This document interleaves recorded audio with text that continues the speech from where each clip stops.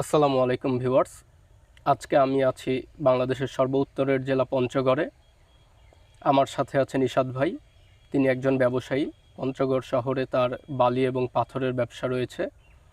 আজকে আমি নিশাদ ভাইয়ের কাছে জানতে চাইব, আমাদের বাংলাদেশে অনেক রকমের সমস্যা আছে।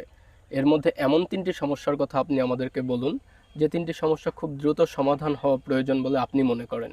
আসসালামু আলাইকুম। ভাই যেটা বলল, আমাদের দেশের সমস্যা, তিনটা সমস্যার কথা বলতে, যে সমস্যাগুলা খুব শীঘ্রই সমাধান হওয়ার প্রয়োজন। আমি প্রথমত বলবো আমাদের চিকিৎসা ব্যবস্থা সমস্যার কথা। আমাদের চিকিৎসা ব্যবস্থা বিরাট এক সমস্যা। আমি মনে করি আমাদের চিকিৎসা ব্যবস্থায় আধুনিকরণ এবং উন্নতিকরণ করার প্রয়োজন। আমি এটা এই জন্যই বলবো, যেহেতু আমি উত্তরবঙ্গের মানুষ, আমি খুব কাছ থেকে দেখছি আমাদের চিকিৎসা ব্যবস্থার অবনতি। তো আমি আমাদের সদর হসপিটালে গেলেই দেখি সিট সংকট, উন্নত সরঞ্জামাদির অভাব। আবার আমরা উত্তরবঙ্গের মানুষ, খুব ভালো চিকিৎসা নিতে গেলে আমাদের হচ্ছে রংপুর বা ঢাকার দিকে যাইতে হয়, যেটা খুব ব্যয়বহুল এবং সময় সাপেক্ষ বিষয়, এবং সিরিয়াস রোগীদের ক্ষেত্রে সেটা মানে প্রতিমধ্যেই মৃত্যু, এরকম অনেক ঘটনাই ঘটে। তো এই যে আমার চোখে যা দেখলাম বা যা বুঝলাম, তো আমি মনে করি আমাদের চিকিৎসা ব্যবস্থায় নজর দেওয়া, কঠিনভাবে নজর দেওয়া প্রয়োজন, এবং এটার হচ্ছে উন্নতিকরণ এবং আধুনিকরণ প্রয়োজন। শুধু আমার উত্তরবঙ্গ না, আমার সারা বাংলাদেশে প্রত্যন্ত অঞ্চলগুলোতেই গিয়ে দেখবেন যে চিকিৎসা ব্যবস্থার বেহাল দশা। বিশেষ করে সদর হসপিটালগুলোতেও দেখবেন উন্নত সরঞ্জামাদি নাই, বা ডক্টরসের সমস্যা, সংকট বা সিট সংকট। তো এইগুলোতে আসলে প্রশাসনের কঠিনভাবে নজরদারি দেওয়া প্রয়োজন এবং এটা সমাধান করা প্রয়োজন। দ্বিতীয়ত আমি যে সমস্যাটার কথা বলবো সেটা হচ্ছে শিক্ষা ব্যবস্থা। শিক্ষা ব্যবস্থায় বলবো যে আমাদের দেশে অনেক স্কুল, অনেক কলেজ, অনেক বিশ্ববিদ্যালয়, কিন্তু আমরা যে সুশিক্ষা, সেই সুশিক্ষার অভাব।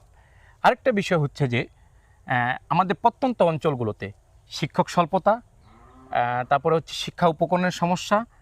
তো আমাদের প্রত্যন্ত অঞ্চলগুলো, শুধু আমরা হচ্ছে গ্রাম বলতেছি না, প্রত্যন্ত অঞ্চল, এবং আমরা বিশেষ করে শহরের দিকে বেশি নজর দিই। শহরে স্কুল কলেজ দেখেন অনেক এগিয়ে, তো আমাদের গ্রামের স্কুল কলেজ কেন পিছিয়ে থাকবে? আমি মনে করি প্রত্যন্ত অঞ্চলেও যেন সুশিক্ষা, ভালো শিক্ষা পৌঁছায়। আরেকটা আমি বলবো, শিক্ষা ব্যবস্থাপনায় কর্মমুখী শিক্ষার প্রসারণ। এই জন্যই বলবো আমাদের দেশে অনেক মেধাবী বের হয়, কিন্তু দেখেন চাকরি নেই। আমি মনে করি কর্মমুখী শিক্ষার প্রসারণ ঘটাইলে অনেকটা বেকারত্ব দূর হবে। তো আমি মনে করি শুধু শহরকেন্দ্রিক স্কুল কলেজ বিশ্ববিদ্যালয়গুলোতে না, প্রত্যন্ত অঞ্চলেও যেন সুশিক্ষা পৌঁছায়, সেখানেও যেন ভালো ভালো মেধাবী স্টুডেন্টস তৈরি হয়।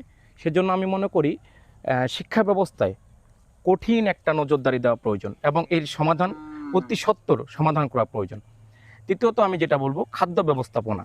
খাদ্য ব্যবস্থাপনা এই জন্য বলবো, খাদ্য ব্যবস্থাপনা যদি আমি দিকটা বলতে যাই, খাদ্য ব্যবস্থাপনার দিকটা বলতে গেলে আপনার খাদ্য ভেজাল এবং খাদ্য ব্যবস্থাপনার যে সিন্ডিকেট, এই দুইটা বিষয় আমি বলবো। আমরা যা বিশেষ করে সচরাচর যাই খাচ্ছি তাই ভেজাল, এবং যা আমরা হচ্ছে খাদ্য কিনি বাইকে সবই সিন্ডিকেটের ভিতরে। তো আমি কর্তৃপক্ষকে এটা বলবো যে আপনার যে খাদ্য ব্যবস্থাপনা, এটা যেন ভেজাল মুক্ত করা যায় এবং সিন্ডিকেট মুক্ত করা যায়। দেশের জনগণ যেন নিরাপদ খাদ্য এবং সিন্ডিকেট মুক্ত খাদ্য সেবাটা পায়। তো আমি আমার নজরদারিতে যেটা মনে হলো, চিকিৎসা, শিক্ষা এবং খাদ্য ব্যবস্থাপনা, আমাদের দেশে এটা কঠিন এক সমস্যা, এবং এই তিনটা দিকে মানে কঠিন অবনতি আমাদের। তো প্রশাসন, ঊর্ধ্বতন কর্তৃপক্ষ, সরকারের কাছে আবেদন আমার, তারা যেন চিকিৎসা, শিক্ষা এবং খাদ্য ব্যবস্থাপনায় কঠোর নজরদারি দেয় এবং তা বাস্তবায়ন করে। তো সুতরাং ঊর্ধ্বতন কর্তৃপক্ষ এই বিষয়গুলোতে নজরদারি দেবে, এই আশা ব্যক্ত রেখে আমি আমার কথা শেষ করছি। আসসালামু আলাইকুম। ধন্যবাদ নিশাদ ভাইকে। অনেক গুরুত্বপূর্ণ তিনটি বিষয়ে তিনি আমাদের সামনে উপস্থাপন করেছেন। আশা করি সংশ্লিষ্ট কর্তৃপক্ষ এই বিষয়গুলো নজরদারিতে রাখবে।